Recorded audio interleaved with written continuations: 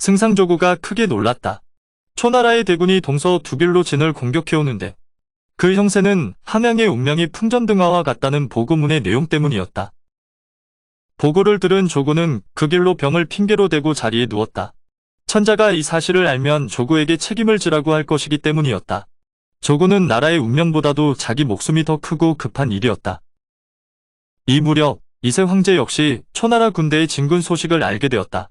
황제가 조구를 불렀으나 조구는 병을 핑계로 입궁하지 않았다.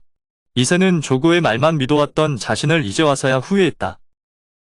조구는 계속되는 황제의 부름을 더 이상 피할 수 없음을 알았다. 조구는 황제 앞에 나아가 아뢰겠다고 근시에게 답을 주어 보내고 즉시 염락을 불렀다. 염락은 함양령인 동시에 조구의 사위였다. 그리고 자기 동생인 조선과 친족 10수명을 불렀다. 조구가 말하기를 내가 죄를 받으면 그 화가 삼족에 미치게 될 것이다. 너희들도 이미 죽은 목숨이나 다를 바 없다. 그러니 지금 이 화를 면할 방법은 적군이 망이궁에 잠입했다고 거짓 핑계를 대고 군사를 데리고 내궁에 들어가 황제를 죽이고 공자 자영을 세워 황제로 모시는 길뿐이다. 그 자리에 모인 사람들은 모두 조구의 의견에 찬성했다. 염락과 조성 등은 그 길로 부하 군사 1,000명을 인솔하여 망이궁으로 갔다. 순식간에 망이궁 안은 생지옥이 되었다. 염락과 조성이 황제 앞에 섰다. 황제는 초라하게 염락에게 목숨을 구걸했으나 거절당했다. 염락의 눈짓에 부하 군사의 손에서 칼날이 번쩍하고 빛나는 것을 보고 황제는 도리가 없음을 느끼고 차고 있던 칼로 자기 목을 찔러 자결했다. 황제의 죽음을 보고받은 조구는 조정의 백관을 소집했다. 조구는 황제의 죽음을 알리고 앞전에 죽은 태자 부소의 아들 자영을 다음 대의 왕으로 세우겠다고 했다.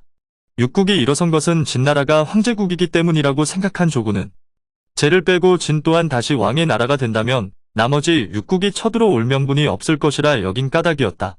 조구의 위세에 눌린 백관들은 모두 조구의 말에 찬성했다. 이튿날 조구는 신하들을 이끌고 자영을 찾아갔다. 그리고 자영으로 하여금 왕위에 오르라 청했다. 자영은 4년 전에 자기의 조부 시황제가 사구 땅에서 승하했을 때 자기 부친에게 왕위에 오르도록 조서를 내린 것을 조구가 이사와 합세해 조서를 위조하고 자기 부친을 자결케 했다는 내용을 어렴풋이 알고 있었다. 그리하여 속마음으로는 항상 원수같이 생각하고 있던 참이었다. 자영은 30도 안 되었지만 그의 숙부인 이세황제보다는 영리한 인물이었다. 자영은 그리하겠다 말하고 조구를 돌려보냈다. 그리고 제궁에서 목욕제계를 하며 조구를 처치할 계책만을 생각했다. 자영은 두 아들을 불러 한담과 이필 두 사람에게 편지를 보냈다. 내용은 자신이 목욕제계가 끝나는 5일 뒤에 병을 핑계로 제궁에 있으면 조구가 자신을 찾아올 것이니 제궁에 숨어있다가 조구를 죽이라는 것이었다. 예상대로 5일 제계가 끝나는 날이었다. 자영이 내관을 조구에게 보내어 나가지 못하는 뜻을 알리니 자영의 예상대로 조구가 친히 자영을 모시러 왔다. 그리고 그 순간 기다리고 있던 한담과 이필 두 사람이 나와 조구를 에워쌌다. 조구가 크게 놀랐다. 자영의 명으로 이필은 조구의 가슴을 창으로 찌르고 목을 베어버렸다. 그리고 한담과 이필은 그 길로 즉시 조구의 집 3족을 전부 붙잡아 멸했다. 그리고 당당히 왕위에 오른 자영은 3세가 되었다. 3세 앞에 놓인 가장 큰 문제는 초나라의 진군이었다. 그 중에서도 유방의 군대가 당장의 문제였다. 3세는 한영과 경패의 두 장수에게 군사 5만 명을 주어 요간으로 가게 했다. 요간과 함양의 거리는 불과 50리 거리였다. 이쯤 유방은 무간을 공격하고 있었다. 무간의 장수 주계가 끈질기게 유방의 군사를 막고 있었다. 그리고 요간으로 파견온 한영과 경패의 부대가 무간의 수비에 증원되었다. 무간의 증원 부대까지 도착하니 무간 함락이 더욱 어려워지고 있었다. 이때 장량이 유방에게 계책 하나를 내놓는다. 유방의 군대는 곧 대공격을 감행할 것처럼 하면서 여기기를 홀로 무간의 성으로 보내어 대장 주계와 한영을 면회하게 했다. 유방의 진영에서 여기기가 왔다는 말을 듣고 한영과 주계는 거절하지 못하고 면회했다. 여기기는 두 장수에게 항복하고 성문을 열면 회왕에게 보고해 큰 황금을 내리고 지위를 높여주겠다고 말했다. 여기기의 말에 한영은 나라가 위태롭다고 배반하는 것은 의롭지 못하니 좀 더 생각해보고 대답하겠다고 말하고는 여기기를 물러가게 했다. 여기기를 보내고 한영은 부하 장수들을 불러 의논했지만 답을 구하지 못했다. 한 가지 확실한 것은 싸우고자 하는 생각이 열버지고 있었다는 사실이다. 이튿날 여기기는 또 한영을 찾아갔다. 한영이 마음을 정하지 못했다고 하자 여기기는 품 안에서 금덩이를 꺼내어 한영에게 주면서 말했다. 장군께서 항복하지 않더라도 패군께서는 장군의 마음을 깊이 아십니다. 그리하여 황금을 보내어 장군의 덕을 찬양하시는 것이니 받으십시오. 패공은 지금 공격할 예정을 연기하고 제후의 군사가 도착하기를 기다리고 있습니다. 한영은 금을 받으며 말했다. 패군께 가서 제후가 도착하거든 서로 화목해서 전쟁을 그만두고 백성을 도탄에서 구하도록 하시라고 전해주십시오.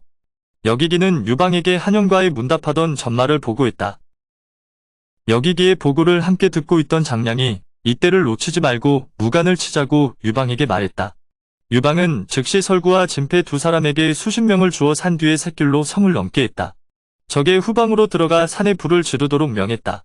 그리고 불을 지르는 시간에 맞추어 정면에서는 번쾌가 대군을 주의하여 성을 공격하도록 명했다. 사흘이 지나고 작전이 시작되었다.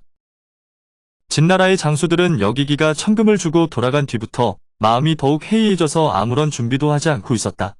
날마다 술타령이나 하고 있다가 갑작스런 공격을 당하고 말았던 것이다. 저항 한번 제대로 해보지 못하고 진나라 군사는 달아나기 시작했다. 달아나는 진나라 군사들이 번쾌가 지휘하는 군사들의 칼에 수없이 죽임을 당했다. 한영과 주계 그리고 경패는 간신히 목숨만 살아 함양성으로 도망쳤다. 3세 황제 자영은 간신히 목숨만 살아 돌아온 한영 이하 두 장수의 보고를 듣고 놀랐다. 유방의 대군이 패상에 주둔했다고 한다. 그것은 이미 함양성이 함락된 것이나 다름없는 일이었다. 3세와 신하들은 상의 끝에 유방에게 항복하기로 결정한다. 그리하여 3세는 옥새를 가지고 함양궁을 나가 유방에게 갔다. 3세 자영은 조구가 2세를 망이궁에서 죽게 한 후 자기를 왕위에 오르게 하여 즉위한 지 불과 43일 만에 유방에게 나라 전체를 바치고 항복한 것이다. 때는 을미년 서력기원전 206년 10월이었다.